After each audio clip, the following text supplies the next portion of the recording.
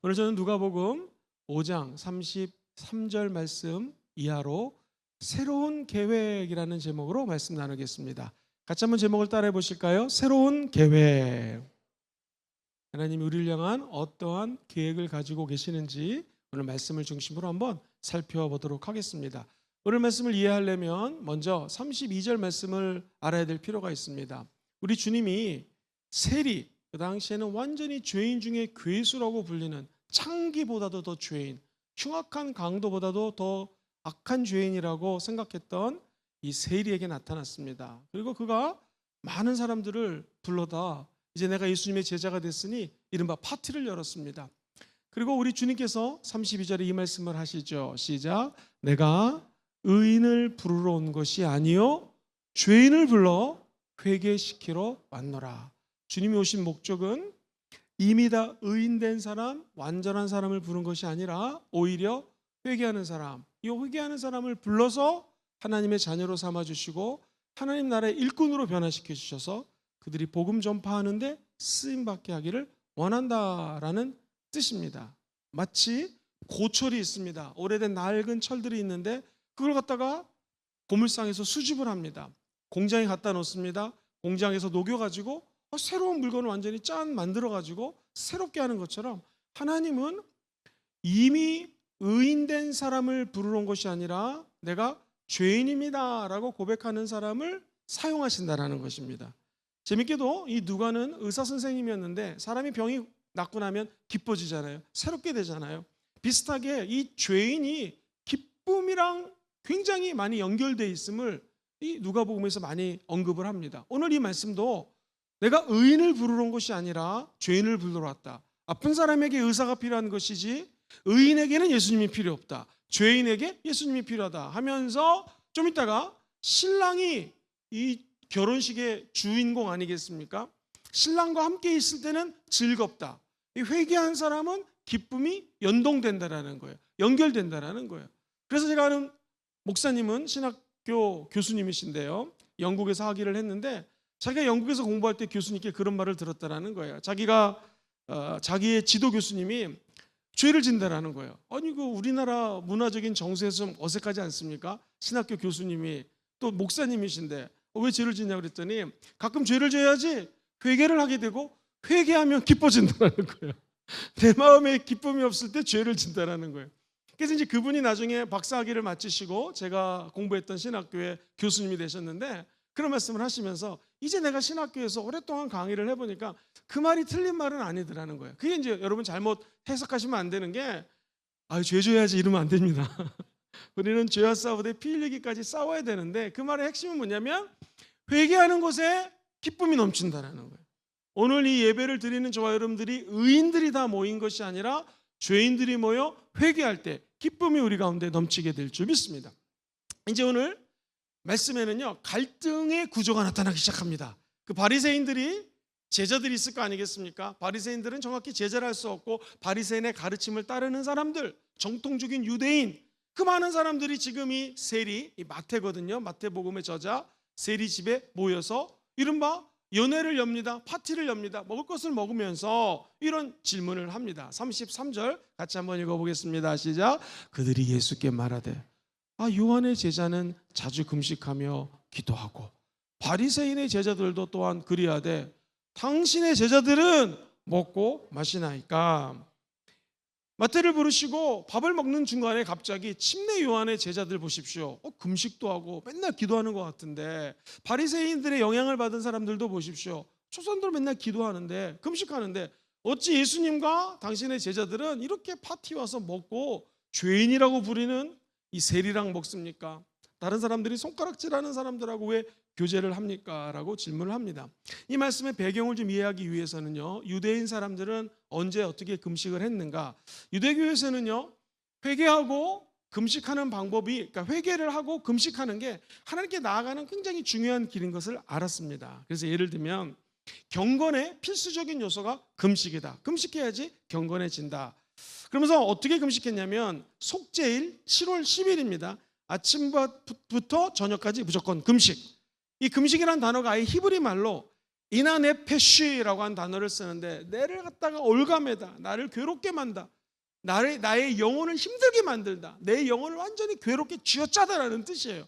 그렇게 해가지고는 하나님께로 나아가는 길이 열린다고 얘기했던 것이죠.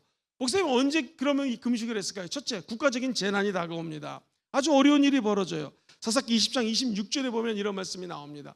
이에 온 이스라엘 자손 모든 백성이 올라가 베델에 이르러 울며 거기서 야훼 앞에 앉아서 그날이 저물도록 뭐 했어요? 금식하고 번제와 화목제를 야훼 앞에 드렸다.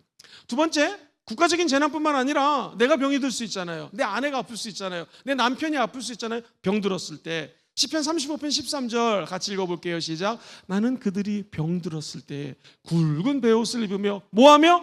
금식하며 내 영혼을 괴롭게 할 때. 자, 나오죠? 금식하는 게 내 영혼을 괴롭히는 거예요. 그래서 내 기도가 내 품으로 다시 돌아왔다. 금식하면서 기도하면 내 영혼을 쥐어짜서 괴롭게 만들고 하나님께 기도하면 응답받는다. 그래서 금식을 강조했습니다. 그리고 누가 죽었거나 마음이 슬퍼서 애곡을 할 때가 있어요. 사무엘상 31장 13절에 보면은 애곡을 그의 뼈를 가져다가 야베스 에셀나무 앞에 장사하고 7일 동안 금식하였더라. 애도할 때, 애곡할 때. 열왕기상 21장 27절은요, 우리가 회개할 때. 시작. 아합이 이 모든 말씀을 들을 때 옷을 찢고 굵은 배로 몸을 동이고 금식하고 굵은 배에 누우며 또한 풀이 죽어 다니더라. 이 금식은 언제 하는가? 회개할 때. 이게 웬일입니까? 살다 보면은 위험한 일이 닥칠 때가 있습니다. 예상치 못한 태풍이 오거나 예상치 못한 어려움에 빠졌을 때도 금식했습니다. 이것도 중요하니까 한번 읽어보겠습니다. 역대하 20장 3절 시작. 여호사밧이 두려워하여 야훼께로 낯을 향하여 간구하고 온 유다 백성에게 금식하라. 이 연합군이 쳐들어옵니다. 이길 수가 없습니다. 정리하면은 국가적인 재난이 다가와요. 나에게 위기가 다가옵니다. 병이 들었습니다. 애곡할 때가 있습니다. 슬플 때가 있습니다. 회개할 때가 있습니다. 위험이 닥쳐와서 우리나라가 지금 멸망당할 것 같습니다. 각종 재난, 각종 기근이 다가오면 유대적인 관점에서 금식을 합니다. 더 놀라운 것은 성전이 불탄 날 그들은 지금도 금식을 하고 있고요. 성전 포위가 개시된 날이 있었습니다. 그때도 금식을 하고요. 성전이 함락된 때도 있습니다. 그날도 금식합니다. 더 놀라운 건 특별히 오늘 질문을 한 바리새인들은요. 자, 여러분 질문 드릴게요. 모세가 출애굽했죠. 그리고 나서 하나님의 십계명을 받은 날을 기념해서 금식을 합니다. 질문 드릴게요. 모세가 율법을 받으러 간 날이 무슨 요일이었을까요? 1번 월요일, 2번 목요일, 3번 잘 모르겠다, 4번 메롱. 정답 뭘까요? 목요일입니다. 목요일. 그래서 이 바리새인들은 목요일날 금식합니다. 자, 그렇다면은 이제 그걸 받아가지고 내려온 날이 언제였을까? 1번 월요일, 2번 목요일, 3번 잘 모르겠다, 4번 생략. 주일 아닙니다. 우리 성가대가 답을 마치는데 눈치 빠른 사람들은 알죠. 아까 2번이 목요일이었으니까 1번이 뭐였어요? 월요일이었죠. 그러니까 바리새인들은 목요일도 금식, 그 하나님의 말씀을 받아가지고 내려온 날이 월요일이니까 월요일도 금식. 이해가 되시죠? 이렇게 많이 금식을 하는 사람들 입장에서는 당신의 제자들은 왜 금식을 안 합니까? 라고 예수님께 충분히 물어볼 수가 있는 상황입니다. 근데 예수님께서는 본인이 금식을 하셨다 안 하셨다? 예수님도 금식을 하셨습니다. 성령 충만함을 받고 요단강에서 물침례를 받았습니다. 그리고 성령님의 인도하심을 받아서 광야로 갔죠. 거기서 자발적으로 우리 주님은 40일 동안 주야로 금식하십니다. 우리 주님이 얘기하는 금식은 율법에 얽매여 가지고 하는 금식이 아니라 자발적이고 기쁜 마음으로 하는 것을 주님이 생각하는 금식으로 여깁니다. 그래서 왜 먹고 마시는 일에만 포커스를 맞춥니까? 라고 여기 있는 바리새인들이 물어봤는데, 우리 주님이 새로운 경건의 모델을 제시하는 게 뭐냐면, 금식보다 중요한 게 뭐냐면 하나님의 임재가 더 중요한 것이고요, 억지로 하는 금식이 아니라 자발적으로 경건 생활하는 것이 더 중요하다는 메시지를 담고 있습니다. 우리 주님은 금식에 대한 형식적인 것을 초월하셨어요. 예수님에 대한 영성을 얘기할 때 우리가 항상 초월성을 얘기합니다. 초월성. 금식이라는 것은 정말 어렵습니다. 여러분, 금식을 좋아하시는 분 손 들어보십시오. 아무도 없을 것입니다. 지난주에 제가 사실은 금식을 했거든요. 그래서 목사님 오늘 왜 나오셨는데 설교 안 하냐고. 금식을 하면요, 제일 힘든 게 첫날입니다. 첫날. 얼마나 할렐루야. 첫날 막 누가 김치찌개를 끓이면 그 냄새가 정말 막 온몸에 골수에 사무칩니다. 그죠? 첫날, 둘째 날 힘들다가 둘째 날 오후쯤 지나가면 셋째 날부터 좀 더 할 수 있을까 이렇게 할 때 이제 3일 금식이 끝나는데요. 금식처럼 어려운 게 없습니다. 근데 우리 주님이 금식에 대해서 얘기를 하면서 신랑에 대한 언급을 해요. 사람이 신랑이랑 같이 있으면 기쁘기 때문에 왜 금식을 하겠는가? 여기서 신랑은 구약 사상에, 히브리 사상에는요, 여호와 하나님을 의미하는 거거든요. 야훼 하나님과 같이 있는데 어찌 그 임재를 즐기며 기뻐하지? 마치 아까 주님이 얘기했습니다 했을 때 주님이 임재하시면 기쁨을 누리며 살지 왜 금식을 하겠느냐 하면서 그 다음 절에 진정한 경건의 의미를 이렇게 표현하죠. 34절 천천히 시작. 예수께서 그들에게 이르시되 혼인집 손님들이 신랑과 함께 있을 때 너희가 그 손님으로 금식할 수 없게. 혼인집이 있습니다. 손님들이 지금 신랑과 함께 있습니다. 너희가 어찌 금식할 수 있겠는가? 우리 예수님이 신랑으로서 왔다라고 본인을 말씀하십니다. 신랑 대신 예수님과 함께 있을 때는 금식할 필요가 없다라는 것이죠. 그러니까 결국에 금식의 주인도 누구예요? 예수 그리스도를 생각하고 예수님을 닮기 위해서 금식하는 게 가장 중요한 것이지 굶는 거에 초점을 맞추면 안 된다라는 거고요. 아니 이 목사님은 금식하는데 왜 당신은 금식 안 합니까? 라고 다른 목사님하고 비교해서 금식 안 한다고 비교할 필요도 없는 거고요. 저 집사님은 매일 금식하는데 왜 당신은 권사님인데 또는 집사님 된 지가 오래됐는데 왜 금식을 안 합니까? 라고 진짜 경건을 왜곡해서 비교해서 얘기하면 안 된다는 것입니다. 이 얘기는요, 다시 한번 배경 설명을 드리면 옛날에 혼인잔치가 열립니다. 그러면 잔치 마지막 날 신랑의 들러리들, 즉 신랑의 친구들이 신랑을 이제 신부 방까지 데려다 줍니다. 일주일 넘게 혼인잔치가 벌어집니다. 그러면 그들이 막 즐겁고 유쾌하게 얘기하고 수많은 사람들이 몰려있기 때문에 지금은 혼인잔치 기간이므로 내가 지금은 금식을 해야 됩니다. 아까 얘기했던 바리새인 같은 경우에는 목요일, 월요일입니다. 국가적인 재앙이 있습니다. 우리 어머니, 아버지가 돌아가신 지가 얼마 안 됩니다. 또 금식해야 되고요. 시체를 만진 지가 얼마 안 됩니다. 금식해야 되고요. 각종 이유 때문에 병이 들었습니다. 금식해야 되고. 그런데 내가 신랑과 함께 있을 때, 즉 결혼식에 참여할 때는 금식할 수 있다 없다? 그때는 금식을 안 합니다. 그리고 금식을 뒤로 밀어서 나중에 해도 괜찮다라는 거예요. 주님이 얘기하는 것은 한번 따라해볼까요? 형식이 중요한 것이 아니라 핵심이 중요하다. 시작. 형식이 중요한 것이 아니라 핵심이 중요하다는 거예요. 예배를 들어보겠습니다. 예배의 핵심이 무엇입니까? 예배를 통해서 예수님을 만나는 거예요. 예수님과 교제하는 게 예배의 핵심입니다. 그 외의 것들은 다 형식이라고 할 수 있어요. 그 주님과의 만남이 제일 중요한 것이지 다른 거에 얽매여서 우리가 예배를 드리다 보면 핵심을 놓칠 수 있다는 것입니다. 금식은 강제적으로 하는 게 아니다. 금식은 형식적으로 하는 것이 아니다. 내 생명과 지금 우리 주님과의 임재가 만나는 곳에 기쁨이 있으므로 그때는 금식을 하지 않아도 된다. 그 얘기를 하는 것입니다.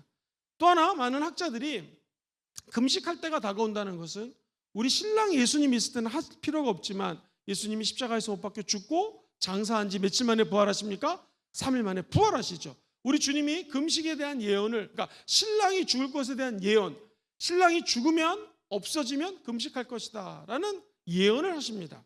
자, 35절 그 다음 절입니다. 천천히 읽어볼게요. 시작. 그러나 그날에 이르러 그들이 신랑을 빼앗기리니 그날에는 금식할 것이다. 자, 예수님이 죽으면 우리 예수 그리스도의 그 죽음과 십자가의 고난 앞에 금식하는 거, 이거는 나쁜 것이 아니죠. 여기서 예수님 뺏긴다는 것은 목사님, 예수님은 2000년 전에 죽으셨는데 그럼 지금 금식할 필요가 없지 않습니까? 저는 이걸 이렇게 해석합니다. 내 안에 주인이 누구시죠? 예수님이잖아요. 근데 마귀가 와서 내 주인을 뺏어갈 때가 있습니다. 오해하지 마세요. 우리 주님이 우리 안에 들어오면 천국까지 함께 가십니다. 아멘. 근데 우리의 생각과 우리의 감정과 우리의 의지는요 너무나 연약하기 때문에 내 안에 계신 성령님, 내 안에 계신 예수님과 함께 결정을 내리지 못하고 내 생각대로, 내 감정대로, 내 의지대로 살 때가 많습니다. 그때 저는 예수님이 내 삶의 신랑 되신 예수님, 주인 되신 예수님, 왕이신 예수님이 부재시 우리는 그때 금식하는 마음을 가지고 다시 예수님을 우리 마음에 어떻게 해야 돼요? 모셔드려야 된다는 거예요. 주님, 내가 신랑 되신 예수님을 잊고 잠시 세상 뜻대로 또는 세상 가치관대로 살았습니다. 회개합니다. 주님 다시 내 안에 들어오십시오. 그럼 우리는 다시 예수님과 영적으로 만나서 신랑과 교제하는 혼인잔치의 기쁨에 빠질 수가 있다는 거예요. 이것이 예배라는 것입니다. 세상에서 누구나 죄를 짓습니다. 근데 우리 예수 믿는 사람들은 수요 예배, 금요 철야, 새벽 예배, 토요 중보 예배, 주일 예배 와서 주님 다시 내 안에 신랑 되신 예수님을 환영하고 인정하고 모셔드립니다. 뺏겼던 신랑을 다시 찾아오는 것이 예배라는 것입니다. 영적으로 형식이 중요한 것이 아니라 핵심 되신 예수님이 내 마음을 지배할 때 우리는 예수님이 주시는 기쁨 속에서 살아갈 수가 있다는 것이죠. 천국 가는 날까지 저와 여러분들 마음속에 신랑 되신 예수님을 뺏기지 않고 늘 기쁨으로 사시게 되기를 주의 이름으로 축원드립니다.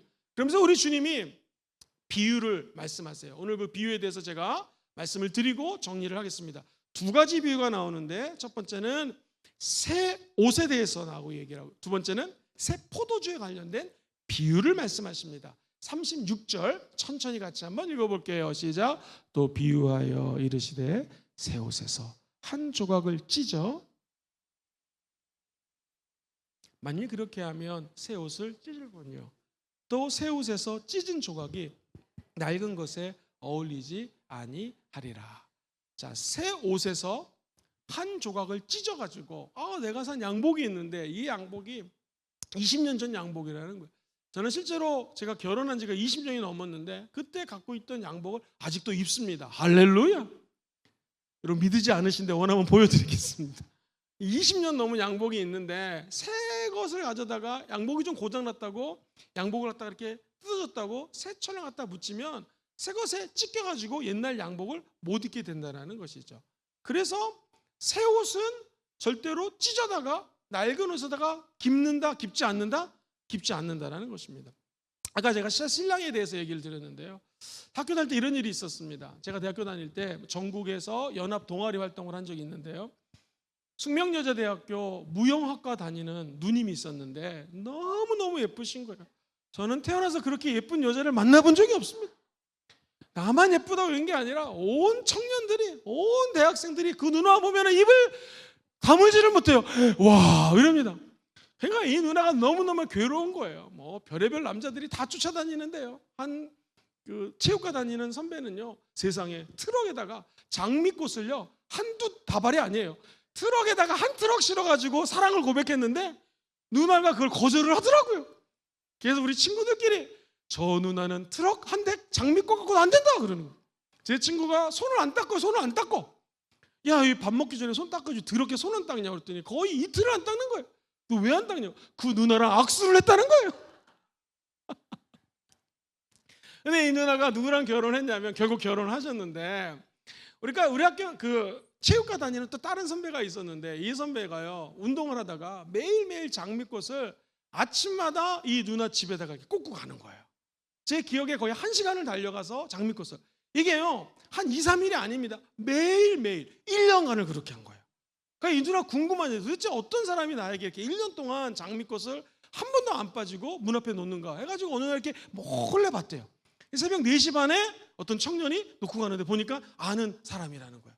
결국에는 그 사람이 자기를 좋아한다는 마음을 알았고 결국에는 그 사람이랑 결혼했습니다. 결혼해가지고 이제 신혼살림에 우리를 초대해가지고 같이 이제 밥을 먹는데 누나 결혼하니까 행복하세요? 그랬더니 너무너무 행복하대요. 그리고 뭐 언제 행복하냐고 그랬더니 하는 말이 이제는 다른 놈들 신경 안 써도 돼 그러더라고요.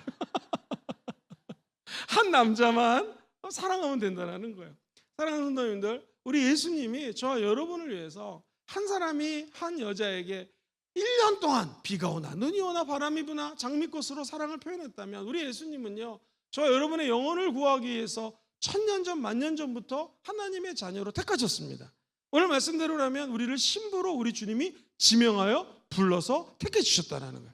이 장미꽃을 갖다 주는 정도의 노력이 아니라 뭐 트럭 한 다발에다가 뭐 장미꽃을 갖다 주는 그런 또 다른 사람처럼의 노력이 아니라 우리 예수님은 생명을 주기까지 저와 여러분을 사랑해 줬다는 거예요. 그래서 우리가 신부가 된 것이죠. 그렇다면 그 신랑 되신 예수 그리스도와 함께 있을 때 새 신랑, 새 옷과 함께 새 옷을 입는 기쁨, 새 것 되는 기쁨을 누리는 것이지 과거로 다시 돌아가면 안 된다는 것입니다. 그래서 오늘 이 본문에서 얘기하는 그날의 신랑을 뺏기리니 새신랑과의 감격, 처음 사랑을 잃어버릴 때 다시 우리는 회개하며 새신랑을 만나는 기쁨이 회복돼야 될 줄 믿습니다. 그래서 오늘 이 예수 그리스도의 말씀이 제자들에게는요, 빛이 되고 새로움이 되고 회개가 되고 용기가 되는 거예요. 그런데 우리 주님이 택하지 않은 사람들에게는 이 말씀이 이해가 안 되는 것입니다. 어둠이 되는 거고요, 이 말대로 안 하면 죽기 때문에 심판에 빠지게 된다는 것입니다. 여기서 저와 여러분들에게 좀 이런 말씀을 드리고 싶은데, 새 옷, 이 비유가 도대체 무엇입니까? 새 옷은요, 첫 번째로 옛 세계가 있고 새로운 세계가 있다는 것을 의미하는 거예요. 하나님의 옛 계획이 있으시고 새로운 계획이 있다는 거예요. 여기서 얘기하는 옛 세계는 뭐냐면 낡은 옷입니다. 낡은 옷. 그렇죠? 낡은 옷은 첫 번째 한번 따라해 볼까요? 죄의 지배. 시작. 죄의 지배. 죄 때문에 이 죄의 삭시 사망이잖아요. 죄는 무서운 것입니다. 죄의 지배를 받는 사람이 됐다라는 거예요. 그럼 신학적인 얘기를 해서 죄송한데요, 하나님이 에덴 동산을 만드시고 가운데 있는 실과는 먹지 말라고 얘기했습니다. 그런데 우리가 아는 것처럼 아담과 하와가 이 실과를 똑 따먹습니다. 인간이 하나님의 의의 통치를 거부했습니다. 그리고 사탄이 가지고 온 죄의 통치에 빠지는 장면입니다. 이 언약을 지켜야 된다 해서 이것을 행위 언약이라고 그래요. 행위 언약. 좀 어려운 말인데, 네 행동으로 선악과를 따먹으면 안 된다는 거예요. 행위를 제대로 안 했기 때문에 하나님 주시는 생명에서 떠나가지고 죄가 들어왔는데, 이 죄가 하는 것이 얼마나 무서운지, 죄의 삭시 뭐라고요? 사망이잖아요. 그래서 사망이 왕노릇하는 거예요. 왕노릇. 이게 원래는 왕이 아니거든요. 우리 하나님이 왕이신 거 믿으시면 아멘 하시길 바랍니다. 왕이신 나의 하나님, 맞죠? 내가 주를 높이고 주님만 경배해야 되는데, 왕이신 하나님 대신에 사망이 들어와가지고 나를 통치하고 지배해버리는 것입니다. 이 얼마나 낡은 옷이 무서운 것입니까? 그래가지고 조금만 잘못하면, 우리 어렸을 때 싸울 때 뭐라고 그러죠? 어린이들이 너 죽어 그러죠. 이게 제일 겁을 주는 말이라는 거예요. 너 죽여 뭐 이런단 말이에요. 마귀가 똑같아요. 너 죽인다는 것입니다. 금시 그런 식으로 하면 너 죽여, 신앙생활 그렇게 하면 너 죽여, 계속해서 사망을 가지고 우리 안에 들어온다는 거예요. 문제는 뭐냐면 이 사망이 몸만 죽이는 게 문제가 아니라, 따라해볼까요? 영의 사망. 시작. 영의 사망. 영도 죽으면 지옥 가버리는 거예요. 엄청 무서운 결과를 가져왔습니다. 사랑하는 성도님들, 육체의 죽음보다 더 무서운 것이 영의 죽음입니다. 그래서 우리가 신랑 되신 예수를 믿으면 왜 좋은가? 영적으로 죽지 않고 영생을 산다는 것이죠. 또 하나, 이 낡은 옷은 뭐냐면, 세 번째, 율법이에요. 율법. 율법으로부터 지배를 받는 것입니다. 율법을 지켜야지만 천국 가는 거예요. 율법을 지켜야지만 하나님을 믿는 사람이 되는 것이죠. 그렇다면 새 옷이 뭐냐? 낡은 옷이 아니라 주님께서 새 옷에 대한 얘기를 얘기합니다. 첫 번째, 한번 큰 소리로 따라해 보겠습니까? 의의 지배를 받습니다. 시작. 의의 지배를 받는다. 저와 여러분들은 이제 하나님의 은혜로 의인이 되었습니다. 엄격히 얘기하면, 내가 여기 예배당에 오기 전에 죄를 지어도 오늘 이 예배당에 와서 회개하면 하나님 저와 여러분들의 옷을 갈아입혀 주시는 거예요. 옛 옷, 죄의 옷을 던져버리고 의의 옷을 입혀주시는 거예요. 그래가지고 우리가 예배를 드릴 때마다, 우리 신랑 되신 예수를 만날 때마다, 결혼식 때 우리 여성분들이 신부가 입는 옷이 하얀색 면사포를 쓰지 않습니까? 비록 우리는 죄를 졌지만 하나님의 아들 예수 그리스도가 우리의 죄가 진홍 같을지라도 흰 눈보다 더 하얀 면사포를 씌워주시는 거예요. 할렐루야. 그래서 우리는 더 이상 죄의 삭시 사망에 이르는 사람들이 아니라 의로운 사람들로 살아가서 성령의 열매를 맺는 성도가 되었다는 거예요.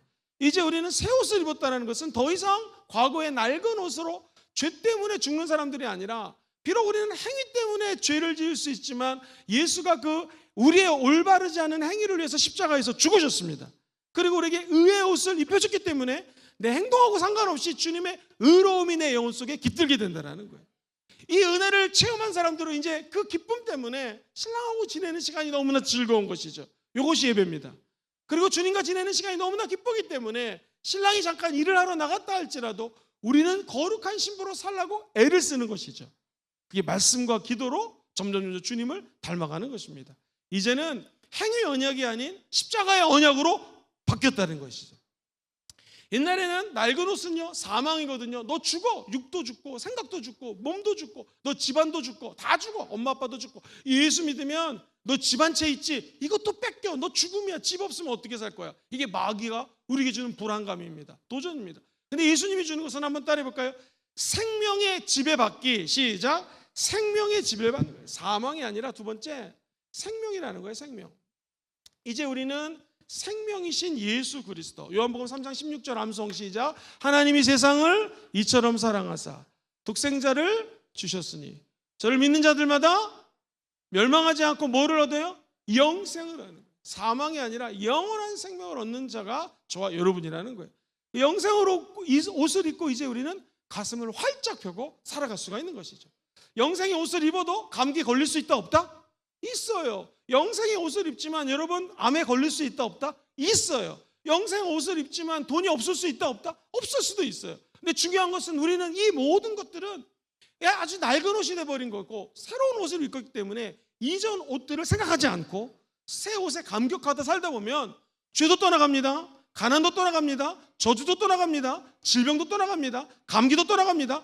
암도 떠나갑니다. 우리 마음속에 불안함도 떠나가는 것이고요.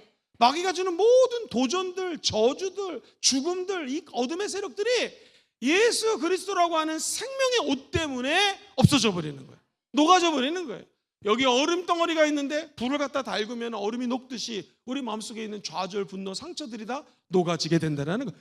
이것이 복음입니다. 우리 순복음교회는요 순복음이에요. 복음을 강조하는 교단이 순복음입니다.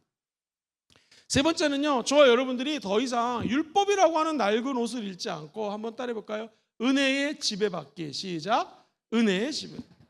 영어로 은혜는 grace예요. 이 말은 헬라어로 카리스에서 나왔죠. 카리스란 단어에다가 헬라어 맞자를 붙이면 카리스마가 되거든요. 이게 은사입니다. 즉 우리는 내가 누리는 모든 것들, 내가 받은 은사들, 선물들, 달란트들, 이것이 바로 하나님이 주신 은혜라는 것을 믿고 사는 존재가 됐다는 거예요. 모든 것이 은혜입니다. 그렇죠? 우리에게 갖고 있는 이 모든 것, 나에게 주신 모든 것들이 은혜라는 거예요. 그렇다면 버릴 것이 하나도 없다라는 것이죠. 이제 저와 여러분들은 더 이상 율법의 옷을 입고 내가 금식하지 않으면 저주를 받을 거야. 금요일, 그다음에 목요일 금식해야 돼. 이런 뉘앙스의 율법을 따르는 금식을 하는 사람들이 아니라 은혜로 율법을 이기는 사람이 되었다라는 것입니다. 차원이 틀려진 거예요.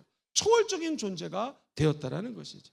이 은혜를 가지고 천국 가는 날까지 함께 달려가시게 되기를 주의 이름으로 축원드립니다. 이제 이 낡은 옷, 새 옷의 비유를 주님께서 뒤로 하시고 두 번째 비유에 대해서 말씀하십니다. 그것이 37절 같이 한번 읽어볼게요. 시작. 새 포도주를 낡은 가죽 부대에 넣는 자가 없나니 만일 그렇게 하면 새 포도주가 부대를 터뜨려 포도주가 쏟아지고 부대도 새 옷, 새 가죽 부대, 이 단어들은요 새 것이란 뜻인데 카이노스라고 하는 헬라어를 쓰는데 이게 진짜 그 신선한 거, 뉴, 새 거예요. 근데 재밌는 게 새 포도주란 할 때 요 새는요 헬라어로 다른 말을 써요. 새롭다 할 때.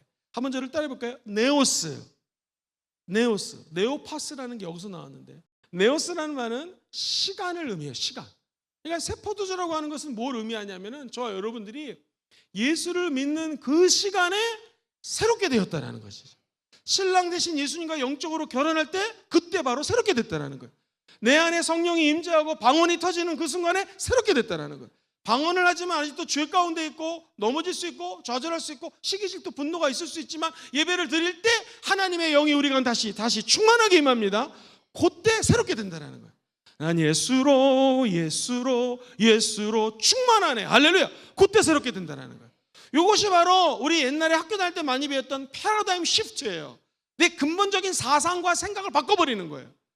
나는 비록 부족하지만 내가 새 포도주 되신 예수 그리스도, 그분을 내 안에 영접하는 그 순간 패러다임 시프트, 내 기존적인 사고체계가 완전히 변해가지고 그동안 있던 플랫폼이 무너져버리고 예수 십자가라고 하는 새로운 플랫폼 안에 내가 들어가는 것입니다. 그래서 이제는 과거의 내 생각과 내가 갖고 있는 가치체계로 사는 게 아니라 하나님의 말씀의 체계로 사는 것이에요. 성령이 들려주시는 음성으로 사는 것이. 그 음성이 무엇입니까? 주의 음성을 내가 들으니 사랑한다는 말이라는 거예요. 신랑이 신부에게 사랑한다고 고백하는 것처럼 내가 너를 사랑한다는 거예요. 왜? 우리 주님이 저와 여러분들을 위해서 십자가에서 2000년 전에 죽으실 때 한 가지입니다. 하나님이 세상을 이처럼, 하나님의 아들 예수님이 신부 되신 저와 여러분들을 내가 너를 이처럼 사랑, 어여쁜 나의 신부여 사랑한다는. 이제는 그 음성을 듣고 내가 새 포도주 대신 예수 그리스도의 가치 체계 안에 들어가서 하늘나라의 가치 체계로 살아간다는 거예요. 그게 무엇입니까? 바로 저와 여러분들이 가지고 있는 이 말씀입니다. 이 말씀 안에 천국이 담겨져 있고요, 새 포도주가 이 말씀 안에 담겨져 있는 거예요. 누누이 말씀드리지만 성경 말씀은 그냥 고전의 도서처럼 있는 게 아닙니다. 말씀에 비춰서서 내 과거가 무너져 버리는 거예요. 내가 부서져 버리는 거예요. 내 사고 체계가 완전히 바뀌어져 버리는 역사가 말씀 안에 있다는 거예요. 우리 순복음 금정교회 엄부조 할머니가 계시는데요, 제가 전도할 때 처음 만났을 때는 예수님을 믿지 않았습니다. 그래서 인사드릴 때 그분도 불교 신자였기 때문에 목사님을 많이 만나보지 못했던 것 같아요. 어색해하시고, 저도 어르신이기 때문에 교회 한번 꼭 나오세요, 반갑습니다, 이렇게 인사를 드렸습니다. 이분이 그냥 불교 신자가 아니라 엄청나게 불공을 열심히 드렸던 분이에요. 하나님의 은혜로요, 우리 교회 성도가 되었습니다. 할렐루야. 나온 지 한 1년 6개월밖에 안 되거든요. 그런데 이분이 불교에 열심히 공을 들이는 것처럼, 불공을 들이는 것처럼 말씀을 읽는데요, 하루 종일 읽으십니다. 그래가지고 지금 10번을 통독했어요. 10번을요. 1년 반 만에. 2년이 안 됩니다. 내 기억에. 우리 교회 세 가족이에요. 연세요 거의 70세가 넘으셨습니다. 여러분, 제가 드리는 말씀 오해하지 마세요. 성경을 10번, 100번 읽는 게 중요한 게 아니에요. 이것도 잘못하면 제가 율법적으로 말씀을 드릴 수 있기 때문에. 중요한 건 뭐예요? 하나님을 사랑해서 이 말씀이 새 포도주가 되고 내 삶의 영혼의 양식이 되는 걸 믿고 읽어야 된다는 것이죠. 이 말씀은 그냥 취미처럼 읽는 게 아닙니다. 이거 율법처럼 목사님이 아침마다 카톡 보내주니까 오늘 이만큼 읽어야 돼가 아니라, 이 말씀을 비춰보면서 주님, 오늘도 내가 새 포도주가 되기 원합니다. 말씀이 내 안에 들어올 때 예수 그리스도가 내 안에 들어오는 거예요. 누구든지 문 밖에서 내가 문을 두드리노니 내 말씀을 듣고 우리 마음을 열면 예수의 말씀이 내 안에 들어와서 신랑 되신 예수님과 함께 살 수 있는 거예요. 그럼 우리는 죄의 지배를 받지 않습니다. 사망의 지배를 받지 않습니다. 율법의 지배를 받지 않습니다. 우리는 하나님의 아들 예수의 지배를 받으며 살아갈 수가 있다는 거예요. 그래서 새 포도주는 무엇인가? 하나님 말씀입니다. 새 포도주는 무엇인가? 예수 그리스도라는 거예요. 그래서 새 포도주는 한번 따라해 볼까요? 우리의 구원의 길을 열어주십니다. 시작. 새 포도주는 우리의 구원의 길을 열어주는 거예요. 예수 그리스도의 복음은 구원의 길을 열어주시고 새 포도주를 마시는 자들마다 하나님과 영적으로 접촉될 수가 있다는 것입니다. 목사님, 그러면 이게 새 포도주라면 새 부대가 되게 하여 주사, 그죠? 새 부대. 새 부대는 무엇입니까? 한번 따라해 보겠습니까? 신선한 마음관. 시작. 신선한 마음관. 이 관자가 볼관자거든요. 내 마음이, 가치체계가 내 마음속에 바라보는 관이 신선해야 되는데, 이 신선한 걸 누구를 통해서 바라봐야 되냐면, 저와 여러분들은 예수 그리스도를 통해서, 십자가를 통해서 모든 것들을 바라봐야 된다는 거예요. 사랑하는 성도님들, 십자가 없이 바라보면은요, 모든 사람들을 다 정죄할 수가 있습니다. 아니, 목사님 말씀하시는데 어찌 이 말씀을 10번도 안 읽었다고 그렇게 사람들을 폄하할 수가 있습니까? 할 말이 없습니다. 모든 것들을요, 정죄하려면은요, 십자가 없이, 죄송합니다, 말씀을 가지고 정죄를 하면은 정죄를 안 할 사람 여기 하나도 없습니다. 정죄하는 것처럼 쉬운 게 없습니다. 얼마나 정죄가 쉬운지요.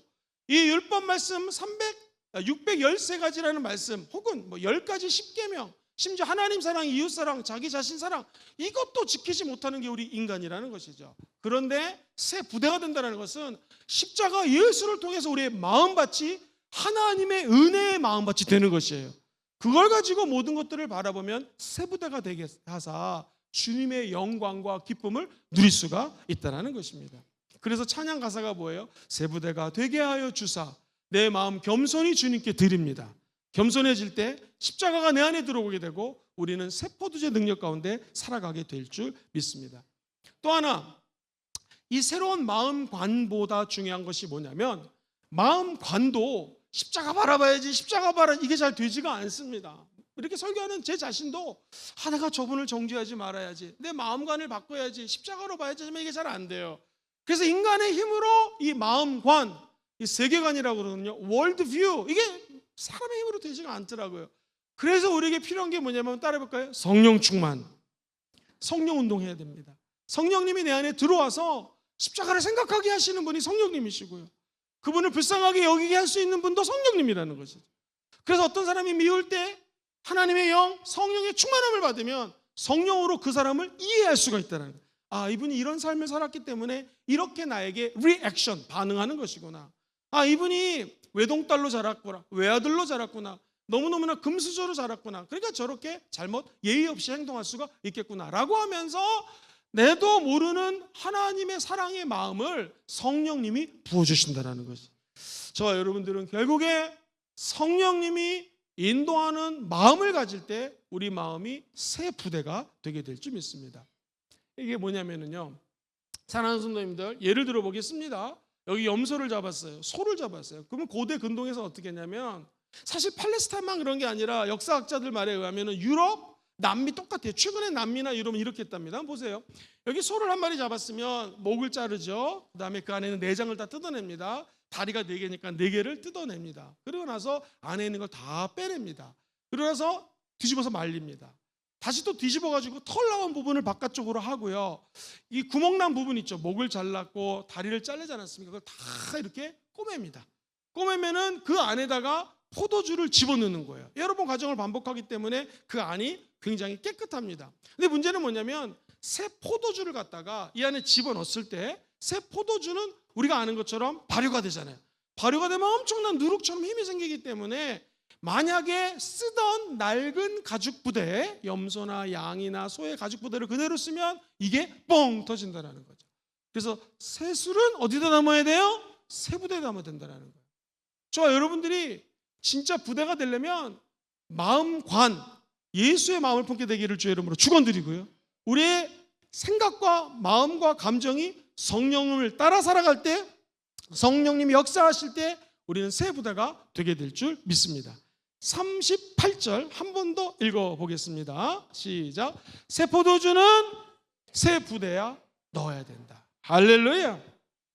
새롭게 된다는 걸 시편 40편 30절에 이런 말씀이 나요. 야훼께 시작, 새 노래 곧 우리 하나님께 올릴 찬송을 내 입에 두셨으니 많은 사람이 보고 두려워하여 야훼를 의지하라. 하나님께 올릴 찬송, 새 노래 내 입에 두었으니 이제 많은 사람들이 두려워하여 하나님을 찬양하게 될 것이다. 이사야 43장 19절, 제가 개인적으로 되게 좋아하는 말씀인데요. 시작. 보라, 내가 새 일을 행하리니 이제 나타날 것이라. 너희가 그것을 알지 못하겠느냐. 반드시 내가 광야의 길을, 사막의 강을 내리니. 할렐루야.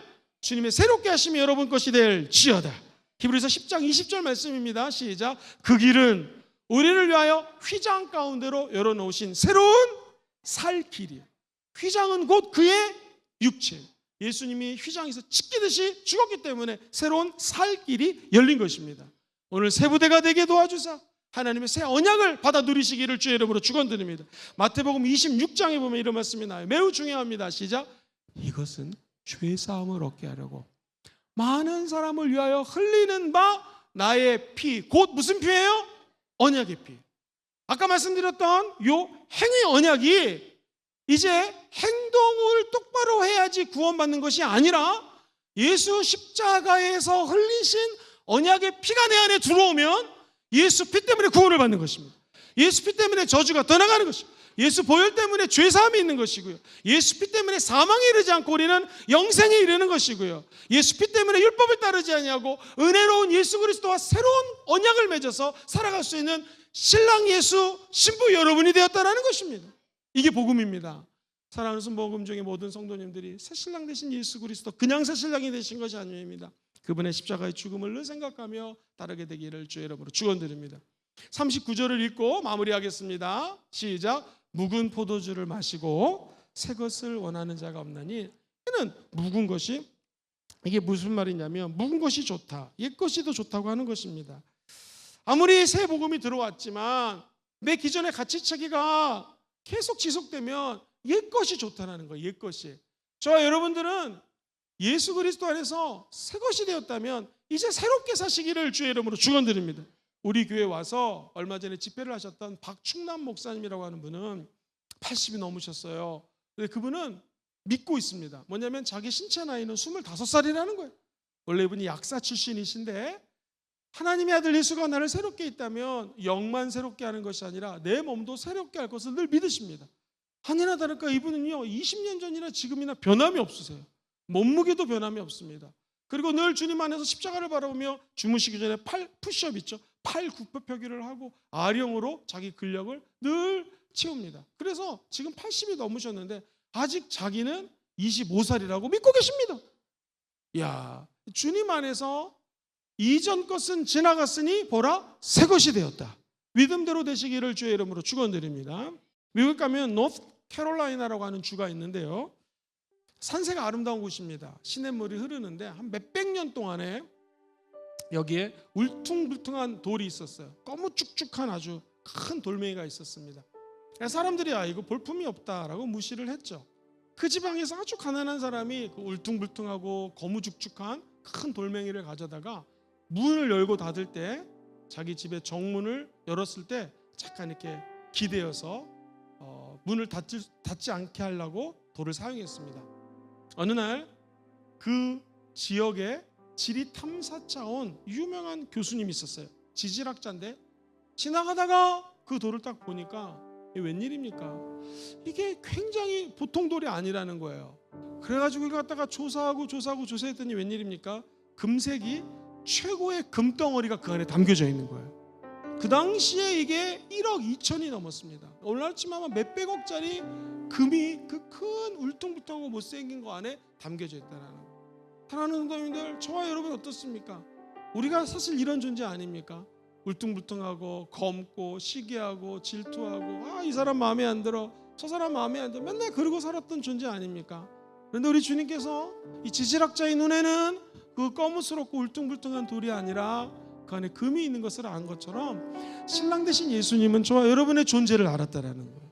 그래서 우리 주님은 저와 여러분들을 지명하여 불러서 금보다도 더 귀한 하나님의 보배 삼아주신 줄 믿습니다. 예수님의 신부 삼아주신 줄 믿습니다. 오늘 말씀을 좀 이렇게 정리하고 싶습니다. 가만히 쭉 읽어보면요, 새로운 계획, 하나님의 new plan, 또는 하나님이 원하시는 다른 넥스트 레벨, 다음 단계로 올라가는 거 뭐냐면요, 세 가지입니다. 첫 번째, 하나님의 그 새로운 계획의 핵심이 뭐냐 이거예요. 핵심은 따라볼까요? 신랑과의 동행. 시작. 신랑과의 동행이에요. 이게 핵심이에요. 여기서 벗어나지 않게 되기를 주의 이름으로 축원드립니다. 다른 것들, 금식, 율법, 이거는 다 부차적인 거예요. 가장 중요한 건 신랑 되신 예수님과 동행하시기를 주의 이름으로 축원드립니다. 근데 이 새로운 계획은요, 변화될 때에 새롭게 됩니다. 어떻게 돼야 돼요? 새 옷하고요, 새 가죽 부대를 생각하셔야 됩니다. 저와 여러분들은 새 옷입니다. 새 가죽 부대를 하나님의 은혜 가운데 완성하게 되었습니다. 누가? 우리 예수님이. 우리의 마음이 늘 십자가에 맞춰 서서 새 옷을 입고 새 가죽 부대가 되기를 주의 이름으로 축원드립니다. 마지막 도전입니다. 하나님 주시는 새로운 세계로, 새로운 계획으로 뛰어들어가기 원하시면 아멘 해볼까요? 변화에 저항이 있습니다. 많은 사람들이 여기서 넘어집니다. 그게 뭐냐면 예전 것이 좋다라는 거예요. 예전 것이 옛날대로 하자라는 거예요. 사랑하는 우리 순복음금정교회가 이제 2025년도 예배를 준비하고 있습니다. 지금 우리 예배 너무나 은혜롭게 성령 충만합니다. 그러나 행여 본질이 아닌 것들이 있다면 다 없애버리고요, 정말 다음 세대들이 기뻐 뛰며 찬양하고 예배할 수 있는 진정한 예배가 드려지게 되기를 주의 이름으로 축원드립니다. 한번 따라해볼까요? 예수님 안에서 변화됩니다. 핵심을 놓치지 않겠습니다. 사랑하는 성도님들, 새로운 계획의 핵심이 누구라고요? 신랑 되신 예수님이십니다. 이것만 붙잡으면 돼요. 어떤 저항이 와도 새 부대가 되시고 새 옷을 입으시고 모든 저항으로부터 승리하시기를 주의 이름으로 축원드립니다.